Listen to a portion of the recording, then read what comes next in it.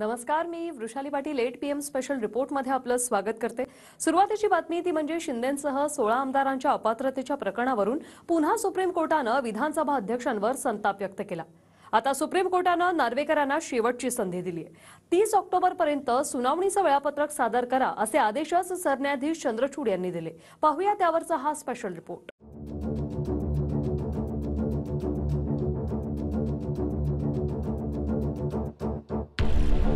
शिवसेनेच्या आमदारांच्या अपात्रतेवरून आता सुप्रीम कोर्टानं विधानसभेच्या अध्यक्षांना शेवटची संधी दिली आहे। 30 ऑक्टोबरपर्यंत सुनावणीचं सुधारित वेळापत्रक द्या, नाहीतर आम्ही आदेश देऊ, अशा शब्दात सरन्यायाधीश धनंजय चंद्रचूड यांनी नार्वेकरांना फटकारलं।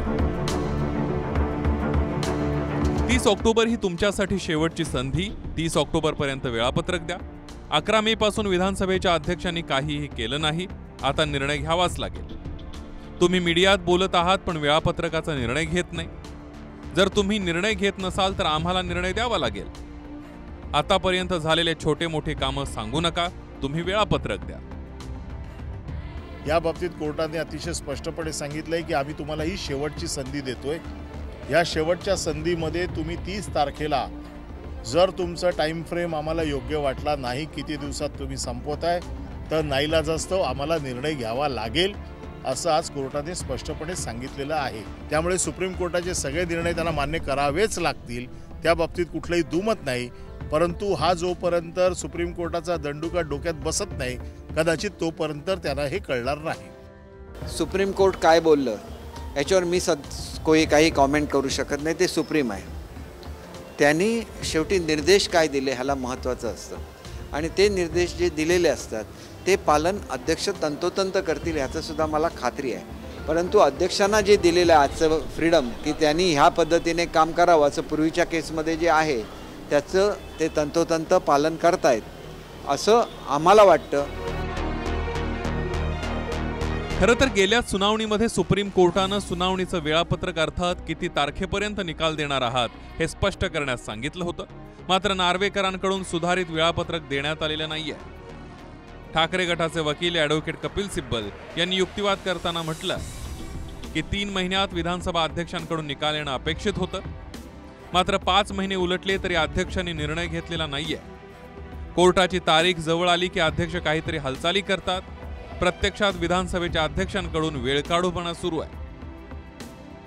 विधानसभा अध्यक्ष नार्वेकरांचे वकील आणि देशाचे महाधिवक्ते तुषार मेहतानी म्हटलंय की अनेक याचिका एकाच वेळी आल्यानं अध्यक्षांना वेळ लागतोय।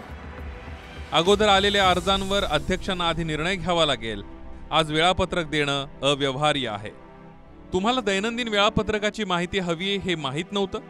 अध्यक्षांसोबत मला बैठक घेऊन वेळापत्रक ठरवता आलं नाही, त्यामुळे वेळापत्रकासंदर्भात वेळ वाढवून द्यावा।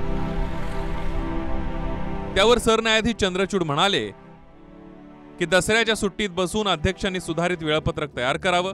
30 ऑक्टोबर ही अध्यक्षांसाठी शेवटची संधी असेल।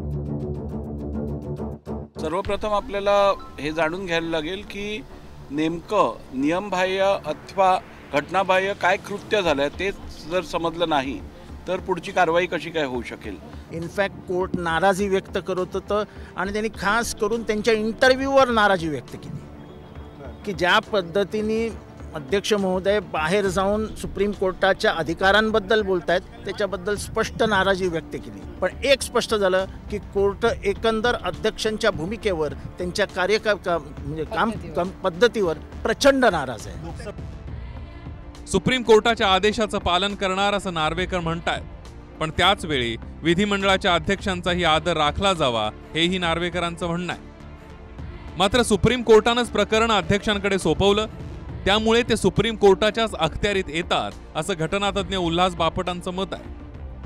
की विधिमंडळाचा अध्यक्ष असल्यामुळे विधिमंडळाची सार्वभौम्यता ही पण कायम ठेवणं राखणं हे माझं कर्तव्य आहे आणि विधिमंडळ केव्हा विधिमंडळात जे पीठासीन अधिकारी आहेत त्यांचा पण आदर राखणं हे तेवढंच आवश्यक आहे। स्पीकरवर जज सारखी जबाबदारी टाकलेली आहे, म्हणजे ती क्वेसाय ज्युडिशियल प्रोसिडिंग आहे। आपले स्पीकर जे म्हणतायत की मी स्पीकर असल्यामुळे सुप्रीम कोर्ट माझ्या ढवळाढवळ करू शकत नाही, ते लेजिस्लेटिव्ह प्रोसिजर करता किंवा लॉ अँड ऑर्डर जी विधानसभेत असते ती मेंटेन करण्याकरता त्याच्यात लुडबुड करता येणार नाही। परंतु ट्रिब्युनल म्हणून काम करताना ते डायरेक्टली सुप्रीम कोर्टाच्या हाताखाली येतात. तर ठाकरे गटाचे खासदार संजय राऊत यांनी पुन्हा एकदा नार्वेकरांवर तिखट शब्दात टीका केली आहे. नार्वेकरांचं वेळापत्रक म्हणजे लफंगेगिरी असल्याची टीका राऊतांनी केली आहे. नार्वेकरांच्या वेळापत्रकाचं जे आहे ही लफंगेगिरी आहे. नार्वेकर हे चोरांचे सरदार म्हणून काम करू इच्छितात की संविधानाचे रखवालदार म्हणून काम करू इच्छितात हे त्याने ठरवायला पाहिजे. या महाराष्ट्राला चोरांच्या सरदारांची गरज नाही, या महाराष्ट्राला संविधानाच्या रखवालदारांची गरज आहे. संजय राऊतांना जर विधिमंडळाचे नियम समजले असते तर त्यांनी असं वक्तव्य केलं नसतं. अध्यक्षांचे अधिकार आणि जबाबदाऱ्यांची जर त्यांना माहिती असती तर त्यांनी असं वक्तव्य केलं नसतं. आणि आपल्याला सांगितल्याप्रमाणे संजय राऊत सारख्या व्यक्तींचे प्रश्नाला किंवा आरोपांना उत्तर देऊन मी स्वतःची गरिमा कमी करू इच्छित नाही. जे शिवसेनेच्या बाबतीत झालं तेच राष्ट्रवादीच्याही बाबतीत घडलं आणि सुप्रीम कोर्टानं दोन्ही याचिका एकत्र केल्या. त्यामुळे अपात्रतेसंदर्भातलं वेळापत्रक फक्त शिवसेनेसंदर्भात नाही तर राष्ट्रवादीच्या बाबतीतही द्यावं लागेल असं कायदेतज्ञ ॲडव्होकेट निकम यांचं म्हणणं आहे. दोघी पक्षाच्या अपात्रतेची, आमदारांच्या अपात्रतेची याचिकेची सुनावणी ही एकत्रित ठेवलेली आहे. पहिली सुनावणी ही शिवसेनेच्या बाबतीत अध्यक्षांना पूर्ण करावी लागेल आणि त्यानंतर त्या राष्ट्रवादी पक्षाची ती सुनावणी सुरू होईल. पण टेंटेटिव्हली दोघांचंही वेळापत्रक अध्यक्षांनी देणं अपेक्षित आहे.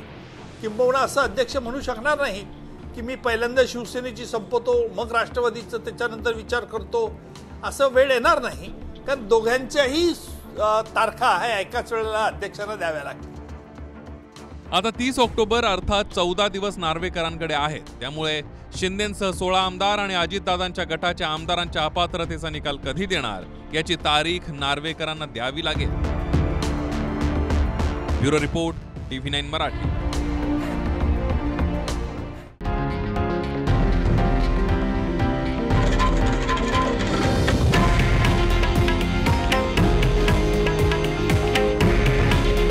हे आहे देशातील नंबर 1 न्यूज नेटवर्क आणि आपण पाहत आहात TV9 मराठी. काळजी तुमची, हित महाराष्ट्राचं.